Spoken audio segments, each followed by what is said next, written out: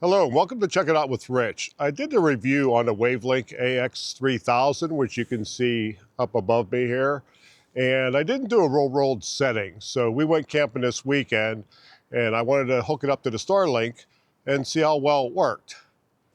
So as you can see, I have the Wavlink wire tied to the flagpole. I do want to make a mount for that. That's easy on, easy off, but I haven't had time.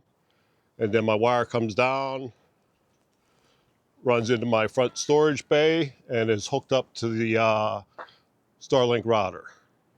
Now, when I plugged the Wavlink into the Starlink router, it picked it up right away. I didn't have to do anything, so it was very easy setup. And then I wanted to do a distance test on it, and let me show you how far this thing went.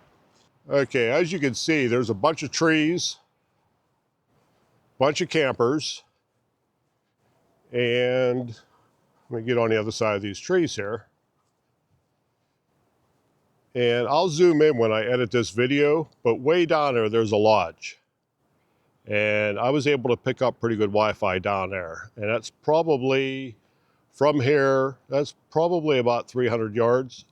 And that's with all the trees and trailers and everything in the way. Our friend is camped, let's see, the very last truck on the left. And I hooked her phone up to the Wavlink, and she was able to get on Facebook without any issue.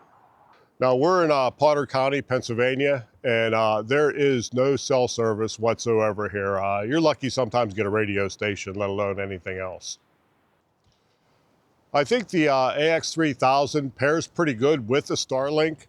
I know most people don't leave their campsite, but in situations like this, we're out visiting other campers, and it really came in handy. A lot of people are pretty jealous. We're sitting there on our phones and not talking to them.